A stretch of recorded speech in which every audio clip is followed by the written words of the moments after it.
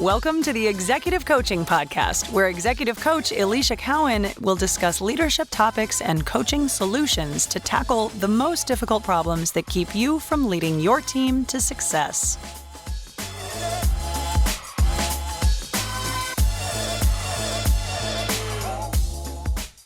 Hey there, senior executive leaders. It's Alicia Cowan. Welcome on back to the Executive Coaching Podcast.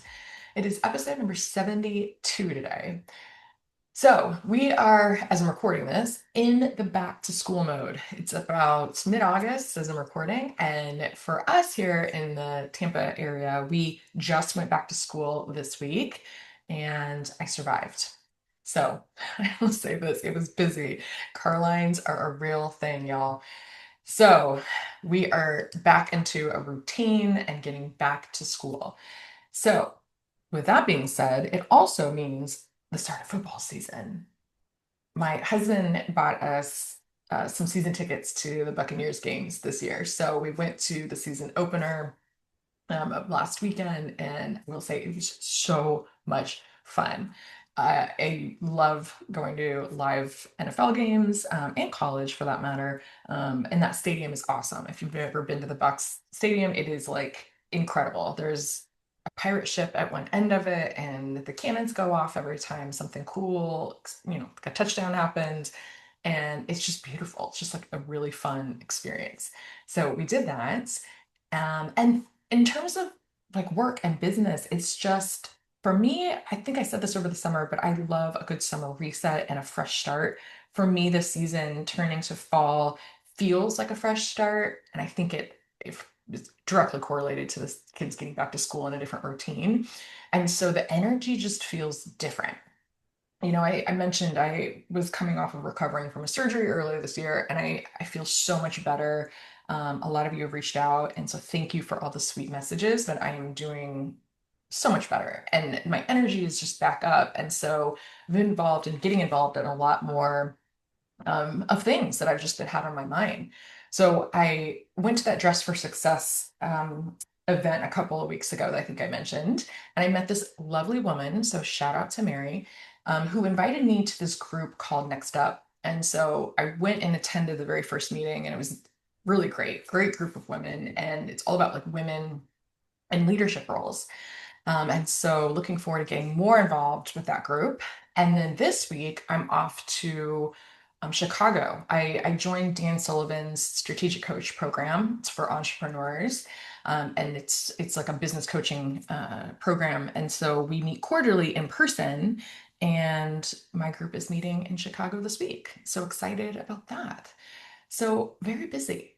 I also have a couple of new clients for fall. I think executives, you have this kind of mindset too of like, we're in Q3 and we're really headed into the back half of the year. And I think this is the season where you want to get shit done too. So I'm really excited to start with a couple of new clients that are just amazing leaders. So shout out to you. You know who you are. So yeah, really a lot of fun stuff and a lot of high energy going back into the back half of the year. So hope you are feeling the same. So that's what's going around here around the Cowan house. I'd like to give you that where we're at in the State of the Union before we dive into it. But I think what this topic is related to is about emotional buffering at the senior executive level. And it really ties back to how senior leaders and executives, sometimes we can get trapped in busy work.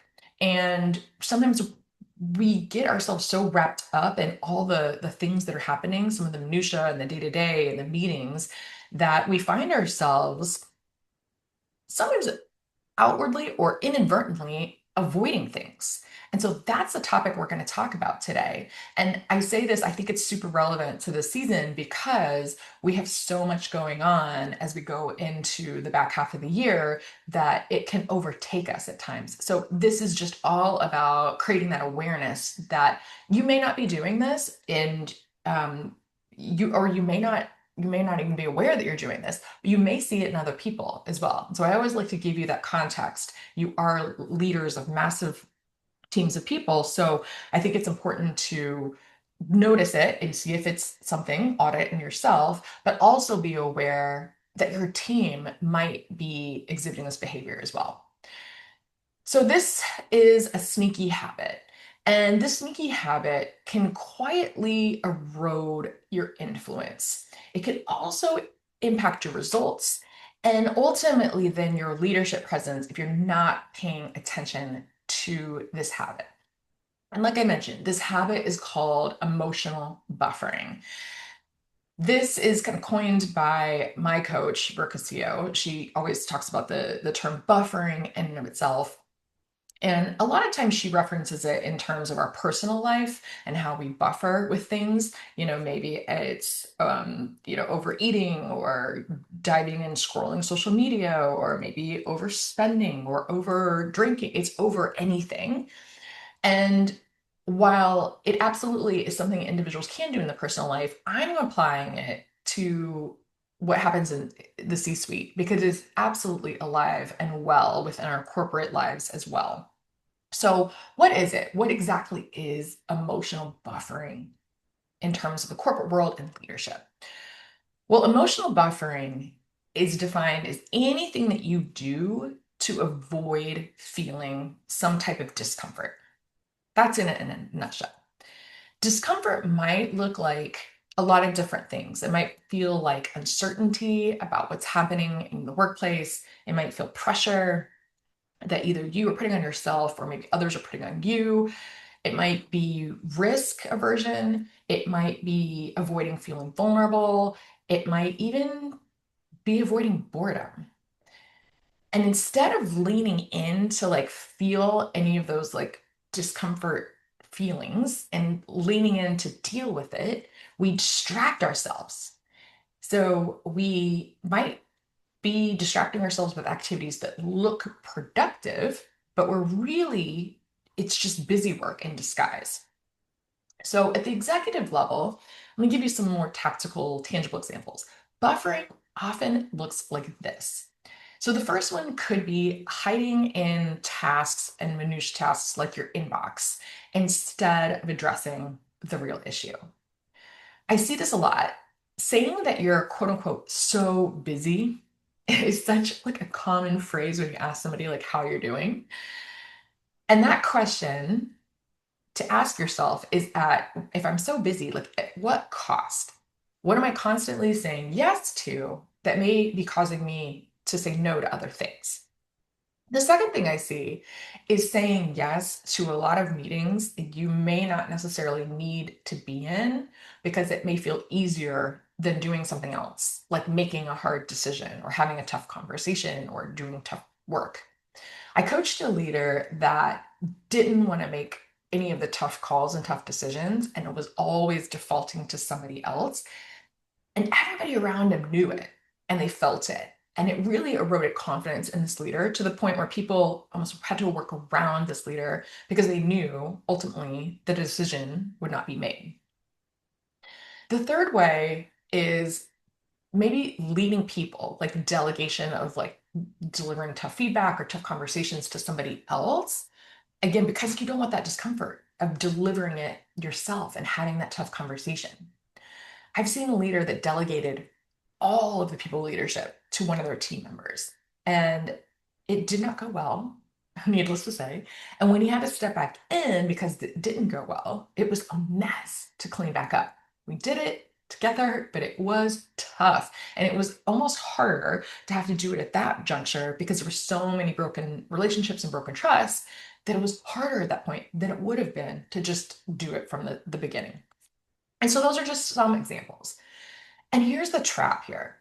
Buffering feels like you're working. You're checking these boxes, you're moving things forward, but it's just not the right things forward. It's this avoidance, but it's dressed up as leadership. And the brain is set up to do this. It gives you this dopamine hit, this dopamine boost when you check off those boxes. So even if it's things that are not the right work moving forward, you still get that like brain boost that tells you that it is. I'll give you this example. It's like if you've ever been someone or talked to someone that cannot stand the notifications on your phone. So that little red dot that tells you like how many texts or how many emails you have. Clearing that out actually gives us a sense of accomplishment. And again, even if it's emails or things that aren't important or necessarily needed for us to act on, it can give the brain an actual dopamine boost to clear those out. And you know those people. I think it's polarizing when you talk about notifications on the phone. There's some people that absolutely cannot have one, and there's other people that have thousands or hundreds of thousands of notifications. It just doesn't bother them at all. But that's an example. So let's go into the next section here of this conversation and talk about what you could potentially be avoiding. When I coach senior executives, buffering is almost always covering up one of the following avoidance areas. All right. So, number one, strategic thinking. As a senior leader, it is imperative that you're doing the strategic thinking for your organization. And it's so much easier to dive into the operational details than to face some of the really big, very ambiguous, high level questions that only you can answer. I had a leader that never did this for themselves or for their team. And the team was really lost and confused in terms of like what direction to head. So when he cleaned that all up, it helped everybody to get aligned. And I think this is the tough part because as much as leaders know this, the act of actually putting it on your calendar and then the even tougher act of executing on it, I'll admit it's not easy, but this is a big one. So that's number one, strategic thinking. Number two, tough conversations. I know you've heard me say this on the podcast. If you've listened to any of them before, for sure. Difficult conversations is probably one of the biggest requests that I get in terms of coaching in order to get to the next level as a senior executive. And avoiding that emotional friction of confronting that conversation, and maybe it's underperformance, maybe it's conflict, whatever the topic, but avoiding those tough conversations that you need to have is one of the top avoidance activities that I see. Number three, another one is getting help or hiring the right team. Getting resourced for yourself or your team is sometimes a challenge because admitting that you need more resources or putting together the strategy to ask the right resources and designing what the structure of the team should look like is difficult. And admitting that you need additional help can totally feel like admitting weakness at times. And at times it can also be a risk because you have to go and ask for more resources. And that can be, again, going back to topic two, sometimes a difficult conversation, but it's imperative you structure the team correctly. The next one is developing your own team. It's easier just to do it yourself than to coach, to delegate, and to trust. And yes, this sometimes seems like an obvious one at the senior executive level that by the time you get to be a senior executive, you should be developing your team and you should be delegating. And that's just like sometimes an assumption, but I still see it at the senior most levels of leadership being afraid to delegate. The next one, not only developing your team, but developing yourself, your own growth. Sometimes we avoid this and skipping leadership development because you quote unquote don't have time when really it's just about that discomfort and changing your habits that can show up for senior leaders. And I think development at this level sometimes also can feel like admitting weakness. But I equated it to this when I was talking to an executive this week. I was talking to it equating coaching or development to being like an athlete, like a pro athlete. And you have to surround yourself with experts to help you get to the next level. It doesn't mean anything's going wrong. It just means, hey, you've gotten to this level and you want to get to the next level. How do you do that in the fastest way possible? Well, you have to look at your skill gaps and you have to work on them. And you've got to take time for that. And a lot of times, again, this is admitting that we still have growth, and that in and of itself can be uncomfortable. All right, the next one, your health. If you're avoiding taking care of your physical health, mental health, emotional health, or even your financial health, This often goes last on the list because, again, it can feel very confronting to address. But we bring our physical selves, our mental health, we bring that all into work. We bring our bodies as leaders into the workplace. And if it's not optimized, if we're not feeling well, it absolutely affects how we show up in the workplace. And so putting that on the back burner, again, can massively impact our results at work. And at times, again, that can be confronting. That is tough to address. And if so, if that is you, again, I implore you, God, this is one you don't want to buffer. Okay. And lastly, still falling under this personal realm is your relationships. So again, you could be buffering with work to avoid family, friends, partners, and you may neglect this portion of your life because being present can absolutely feel vulnerable or even emotionally draining at times. All right, so those are potentially things you could be avoiding. Again, this, you may have none of these, you may have some of these, but it's important to just be aware and start to create some awareness around it. And then next up, let's talk about the cost of this. If you are buffering around these areas or some of these areas, you're trading this short-term comfort that you're creating for long-term effectiveness. So you may be avoiding discomfort in the moment by buffering, by going to these meetings, by hiding in your inbox. But at the same time you're doing that and hiding and avoiding this discomfort in the moment, you're also avoiding growth. You're avoiding clarity and you're avoiding creating your own executive leadership presence. And like I mentioned through some of the examples, your team absolutely will feel this. Your peers and your colleagues will feel this. And over time, it erodes your place within the workplace. Your influence starts to shrink, your leadership presence starts to shrink, and people are hyper aware of it, whether or not you're talking about it or not. Okay, so now you're asking yourself, well, what do we do? What do I do instead? Let's talk about some practical things. As you know, I like to talk theoretically about why we do what we do, how we're doing it, but also like what do you do to make some of these shifts? So the skill that you need as an executive isn't to ever avoid discomfort and to never feel it. That's not the goal that we're aiming for. It's to get actually good at feeling it and to move forward anyway. And so I'm going to challenge you. I'm going to ask you to willingly start to feel some of this discomfort. And it's a challenge that I'm like putting out there in the world. And I know that it's not an easy one to answer. I know that it's very confronting to say, why don't you come in and feel very uncomfortable? It's not necessarily something people are going to run into the fire for. However, there is options for you. Here's what I want you to do to potentially start if you are noticing this in yourself. The first one is just to be aware. Notice when you might be buffering. How you can do this is to ask yourself, is this the work that I should be doing right now? Or am I potentially avoiding something that's harder? That's just awareness, friend. So just noticing it. That is actually a massive step to take just to be aware. If you can't do anything about it in the moment, having the awareness of when it's happening starts to clue you in to when you are buffering and making decisions that are not productive for you. Okay. The second thing I want you to look at, the second step is to name what the discomfort might be.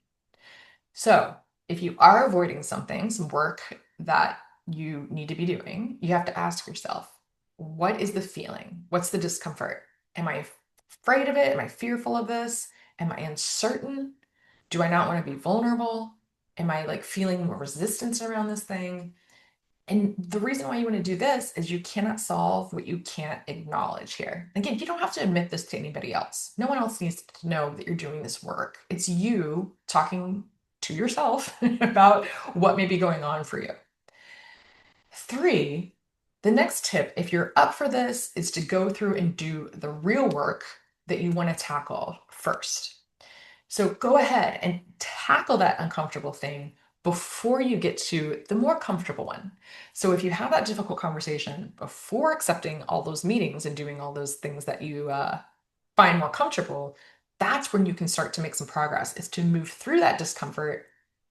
Even if you don't want to do it, tackling that real work first will build that sense of accomplishment over time. So it doesn't mean you have to get to a place where you feel so comfortable and confident. You just have to carry sometimes that discomfort with you and move through it.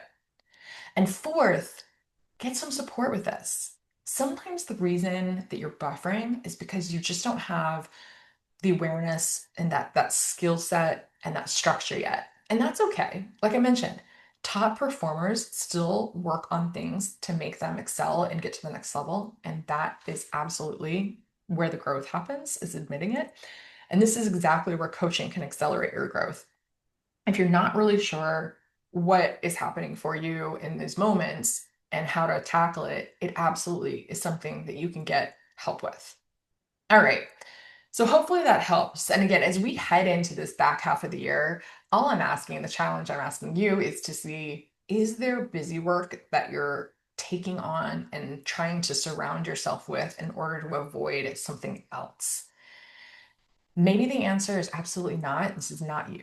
But I guarantee there are people in your life, on your team, in your organization that might be doing this.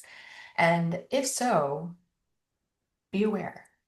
Share this episode with them, help them through it, and I'm absolutely to help if you need some support with this. So as an executive, again, you have the ability to sit with that discomfort and then go ahead and take decisive action anyway. It's one of the most valuable leadership skills that you can build.